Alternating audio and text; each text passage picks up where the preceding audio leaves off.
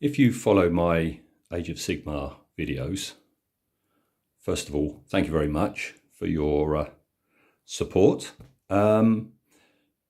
This is all a bit odd because I'm continually making videos and I'm not one for building up a big stash of a backlog of kits. As I'm halfway through one, I'll be starting on another one. So this is all kind of peculiar because I don't know when this video is going to come out, but as of recording today, a few days ago, I put up the video of old Lady Annika, and right now I'm at the base coating of these skeletons, and it all becomes a bit time travel-y because if you do watch my videos, you will have already seen this video. You will have known what these come out like, and of course I've got absolutely no idea. So to me, the completion of these models is somewhere in the future. You watching this, it's some way in the past. Trippy, eh? So yeah, I wasn't planning on getting another Age of Sigmar project right away.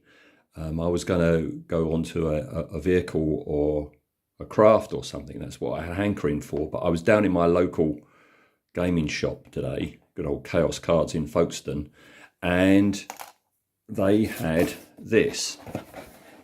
All right, which you know. Again, this is the peculiarity of YouTube. There's no real surprises, is there? Because you'll have already seen my finished one. Again, that's in the future for me. It's in the past for you. You've just seen this when you press play on the video. So this one I wasn't going to get for a while. If I was going to do another Age of Sigmar Soulblight Gravelord, it was going to be the Blood Knights, all right? But I haven't done a monster kit that's not something I've already done, like the Mangler Squigs I've recently done. I haven't done anything new for quite a while.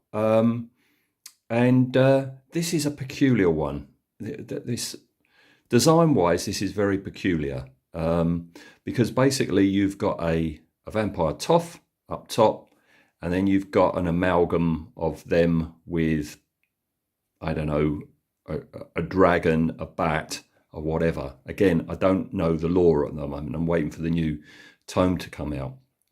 But it does look a bit odd to me that the body seems too high up. I see what they're going for, but the actual, if it was about maybe from nipple height or just the head or something, but to have a whole torso plopped onto the shoulders of this does seem a peculiar thing to do. It's odd, but I'm up for it. I'm really looking forward to be doing all these, the talons and the big bat wings. I had a zombie dragon years ago, back, you know, the original zombie dragon, years and years and years ago. And this is nowhere near that. And I see you can get two types. This is a female, Loka Vey, and this is a, is there a name for him? Yeah, a Vengorian Lord, whatever that is. So, and this is what I'm going to do. I'm going to do the bloke, not the girl, because I've just finished the girl. I want to go bloke, and it's going to be interesting. I'm looking forward to doing all the monstery bits, and then I know what I'm doing with the skin tones. Got that nailed. But these, I was going to do like predominantly red for the colour of the vampires, but I quite like that purple armour, which is that one there. But I also quite like the black and the gold. I'm going to have a think about this while I'm assembling. So let's have a look what we get. I've never seen one of these built up. I've only seen images of it, so I have no idea just what you get in the box. So let's have a look in the box. Okay, there we go. Nice big round base, that bodes well. what are we doing scale-wise? We have the archway that it's standing on. Yeah, that's not a bad size if that's his torso. Yeah. Oh, yeah, that's the back of that, isn't it? Yeah. There's the very tyrannid-like. Oh, no, that's a tail. Take that back. Oh, there's a leg. Yeah, it's not a bad size. Ah. Yeah, here's the... I've got to be careful cutting these off the sprue. I can't have them snap on me. Like I've just been fearing with those chaps and their spindly little legs. Just looking for the... That must be his chest there. There's an arm there. He seems awful big. He can't be regular size, can he? If that's the arm, let me bring in the box. That is that arm, isn't it? That's him gesticulating. Let's find a left-handed... I know I've got one somewhere. There we go. Let's find a left-handed skeleton. Now, I know he's missing his skin and everything, but... Yeah. Look at the size of that to the size of that. This guy's going to be huge. Let's find his face. There he is.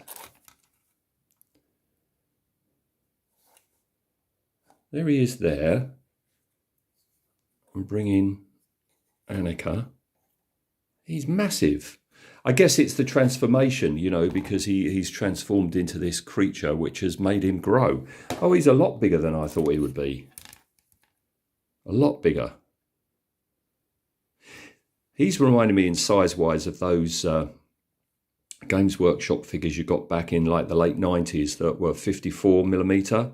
There was that range of like 40k ones, weren't there? So, yeah, well, that's handy because, you know, these are great. They've been great to do, but boy, are they fiddly to put together. There's so many fiddly, tiny little bits. So it's going to be nice to go back to a chunkier build. Let's just have a quick look through the instructions. Yeah, 2 options. She or he. The building. Yeah, looks all straightforward. I think because he's such a big model, I won't be needing to do sub-assemblies. I think maybe I'll be keeping his torso off and do that separately. But oh, that's some good shots.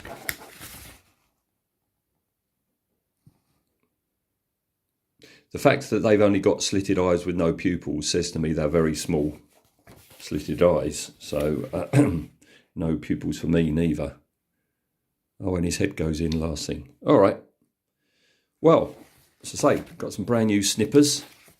So let's get snipping. Right, so going from the start, building the bit of the building, then assembling the left leg, which is attached to a part of the building. You see, attaches to that bit. And then the right leg, put a thong on the body and then put everything together. That whole 2-page thing gets you this. It is smaller than I thought it would be. It looked bigger while it was on the sprue. This is the next day because it's been a bit of a pig. It was a bit of a pig to get this bit of building to line up with that bit of the building. And then once that had happened, you've then got to stick the 2 parts of him together with the other leg, the right foot. He's on a little stone slab which sits on there, and it wouldn't line up. It absolutely wouldn't line up. It's not quite lined up now. It was really quite a pig to do. You have to wait again. This is the problem I've been having with the skeletons that I'm making at the same time. you have to like glue it, wait for the glue to really start melting things together, and then slowly ease it around. So I think that's meant to be flatter than that, but it's solid now, so that's fine. So I can continue. I couldn't go any further because this was all very tenuous, the join. I couldn't go on to the next step, which is attaching further bits of his body. All right, there. Right, sorry about the waving around. And the other thing, the tail is in two parts, and his right arm wing affair is two parts. And I hate it when you've got bloody tails that are in two sections. There's the join just there. But you have to stick it together and hold it together and wait for the glue to go off. I usually have a magazine to one side, and you just look across and read a couple of pages from a magazine, but that's got me his tail done. And it was the same thing with this arm wing affair. The join is there, and it ain't much of a join. You have to just push the two together. So again, it was a case of just holding them together, read a page from a magazine. All right, at least I'm doing accomplishing two hobbies at once. So he's smaller than I thought he would be, but it's a beautifully engineered model, this. Bit fiddly in places. The hand that turns into the wing there was very confusing as to just where the join was going to be. I can see myself spearing myself on these claws throughout the build. And it's blue tack time again. His head is just held in place with a blob of blue tack. He's got these two, you can see the blue tack sticking out. He's got these two pieces of armor on the shoulders of his wings. That blue tacked in place just for ease of painting. And that's going to help me because this entire left wing is blue tacked in place, because I can't get in there and paint the inside of that wing or that building properly if that's glued in place. So he's assembled for priming. I'm going to go out now and give him a good coat of Wraithbone, and then I'll be back with him in pieces. Now, with the Wraithbone on, you can really see the lovely detail. All right, so it's going to be time now to take things off, like so. And I'll take the head off and the other side bit, and put down a, well, I thought I was going to, do the body first and then the monster bit. But the way they overlap and everything, I think I got to paint both at the same time. But anyway, I'll have a think and I'll come back with the first colours on. All right, underway then. As this seems to be a vampire lord that's mutating and growing into a huge beast, I figure the skin tone, at least initially, has got to be a skin tone that I've chosen for my vampires, right? Which will be a grey skin tone. So what I've done for the basis of this is a Games Workshop colour called Celestra Grey. And I've put that all on, but it dried a bit too dark. So I've dry brushed it mixed with a white just to lighten it up. And I'm happy with that. So that's his left wing. And there he is. There's his head done in it. He's looking a bit like Nicholas Hoult as Lex Luthor at the moment. And yeah, here it is with on the body as well. All right, and then we've got the armor. And as I said before, with Lady Annika, my Vampire Lords, red is their main color. So this is Mephiston red, And I'm doing exactly what I did with Lady Annika. And so after that had dried, I've put on a wash of a contrast paint called Berserker Bloodshade, which is a nice dark red. There's the little hip things as well. You can see it's settled nicely into the recesses. So next step is to dry brush the Mephiston red back over that with Evil Sun Scarlet, just to bring out the details. I'm arming and ahhing what colour to do his chainmail that he's got here, hanging down from his armpits. All right. By now you will have seen what colour I've chosen. It's either going to be like a metallic black, it's going to be metallic, or it's going to be gold. And I really don't know what to do about these sculptured pieces on his chest. But I'll wait until everything's been dry brushed and the details been brought out before I make a decision on that. Right, so the next step was to wash the arms, not the fingers and that. I've got plans for the fingers and the membranes and the talons, but wash the skin with Griff Charger Grey. All right, and I'm glad I went lighter with that flesh tone, because what that has done is it's darkened it down quite a bit more than I actually wanted it to be.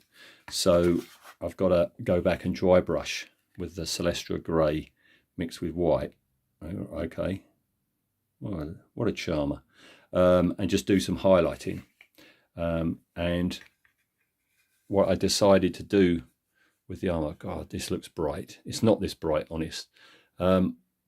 What I decided to do is just go solid red all over, a bit like Dracula's armor in Coppola's version of Dracula at the beginning. So all that is the washed Mephiston red, and then I've dry brushed with Evil Sun Scarlet, and then I've highlighted with the colour I can never remember the name of, yeah, Astaroth red. All right, and that got me here. See, that's looking more like the colour that I'm seeing. All right, so just got to work on that a bit more, redo the skin, and then I'll come back with a bit more progress. Pterodon Turquoise is a colour I've used quite a bit on my Seraphon models because it's a lovely, bright, opulent turquoise. I've used it a bit as well on my Slanesh for a bit of decadent cloth. And I'm using it on here. Now, originally I was going to have the monster parts be monster colours, but I thought it would be too offset by the bright red of the Lord's armour. So what I've done is I've used it on the monstrous bits, well, bits of them anyway. So what you've got here is 2 coats of it on the membranes, and then what I've done here on the elongated fingers, I've used it mixed with contrast medium to stain it, and here we have 2 coats of it, thinned down with contrast medium, dark there because I'm going to be doing the talons black. All right, so that's given me that. I've also, as you can see, I've done it on the back and the tail and the leg, lower leg and hair areas with 2 coats in the middle there, 2 coats at the bottom of the feet, and I'm just about to apply a second coat on the hair or fur. All right, because I'm thinking if I've got a brightly coloured top bit, I need to carry it through. Now it is going to be dark, but it can't just be, you know, muted dead skin colours. I don't think it would work very well. So that's where I am at the moment. And somewhere here he is.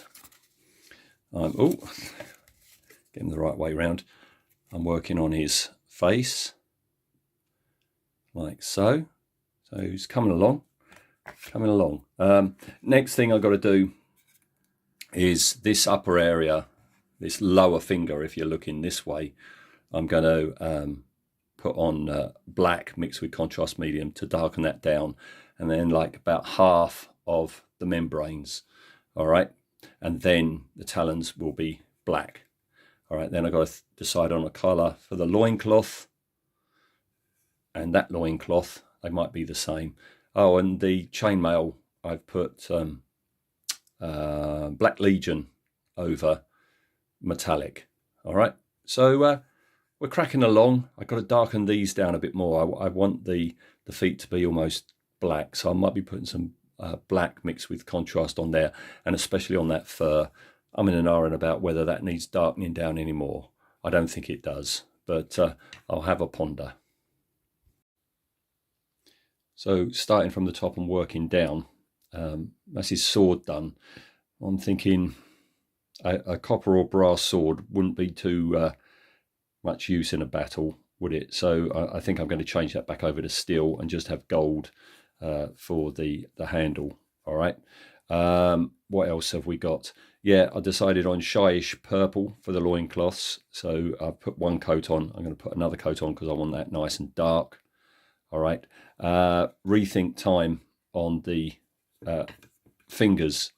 I did put black over there, and it just darkened down too much, even though I had thinned it almost completely, so it was almost invisible with contrast paint. It dulled it down too much, and I wanted the fingers to be very visible, so I've gone back and repainted those. I did do the black down here, just in this bit of the membrane, all right, to darken all that down. Picking out the masonry here, and yeah, I darkened down his feet. I wanted them much darker, so this is very heavily thinned down black Templar with contrast medium. I put it on his fur, in his little back area, and just the top part of the tail. And when I stopped about there, and then I got a clean water brush. See what I mean? A brush with clean water, and just dabbed at that, just to thin that out and blend that in. All right, so that's where we are with the main part. Regarding his head, I've decided his collar is going to be shyish purple as well, and you got the same thing again. Oh, and I forgot to say, I've done the talons in black, just base them in black. So next step is, yeah, work on that sword. Did I say, apologies if I have said this, apologies if I haven't, but the main skin colour I washed down with this Griff Charge Grey. All right, I forgot that earlier, I think. So yeah, on to the highlighting, I think. So all bar the gloss varnish for his mouth area. His head is done. I'm relieved with that, because I wasn't looking forward to that. I'm not the best at tiny detail work, but he's come out fine, so very happy with that. And then for the rest of him, oh god, that's washing out. If I pull back, it's not so garish. So yeah, sorry about that yowl. That's one of the neighbours' cats. Has hello. Has obviously, my wife has gone out, left the back door open. We've got an intruder downstairs howling for food. Loincloth is done. The jewellery on that is done. I've just got to do that bit of black chainmail there. All right, as you can see, I've done the stonework. I'm going to leave it at that, because his left arm wing is going to be covering up most of it. You can see I've picked out the creepers and the vines in white, because I'm going to use a green contrast for that. What I've done with the talons is I've just, along the very edge of them, I've put corn red. All right, and I'm going to go in with Evil Sun's Scarlet on the very tips, and then I'm going to give them a good gloss varnish. All right, I've completely forgotten to actually do the corn red on his toenails and fingernails, so I've got to do that as well. That's the other bit of masonry. Oh, that reminded me, yeah, what I've done on the base is I just crudely put the left arm which rests on that piece of masonry in place. Then remove the arm, drew round the base, and that's because I need to know where I don't put any scatter material, all right, because that base has to be glued solid to that. So there's my outline. So tonight, before I go to bed, I'm just going to put the scatter material on, all right, and then yeah, same deal with his left arm wing thing, corn red on the talons. All right, so all right, that's that for now. I've got to go off and feed a cat. So I'm thinking this is the last little video before the end. All coming together. Claws are highlighted with Evil Sun Scarlet. I'm going to gloss them up. Decided to gloss them up. As you can see, excuse me, I've put the scatter material all except that area, and the Nuln oil is nearly dry, so I've got to just dry brush that. You can see I've picked out the 3 skulls which are laying around at the back. So yeah, I've just got to do a quick dry brush of that, then glue that bit and his left wing in place, fill in the areas that haven't got scatter material, and do that all over again, and then just a final wander around, just tidying things up, and we'll be done. So there's his lordship done. Been a lot of fun doing him, and in the next month or so, is it, there's going to be some new Soulblight models released, including what looks to be a new dragon, or a zombie dragon, so I'll be sure to be getting him. But whether I'll go as bright as this one for it, I don't know. It all depends on the rider and what colour I choose to do the rider. As I said way at the beginning, I decided to go brighter skin tones because of the bright armour. If the guy riding the new dragon is in, say, black armour, I won't be going so bright. But stay tuned. This is my new army, which I'll be building throughout the year. This is my my 3rd unit, so stay tuned for when I come back with more.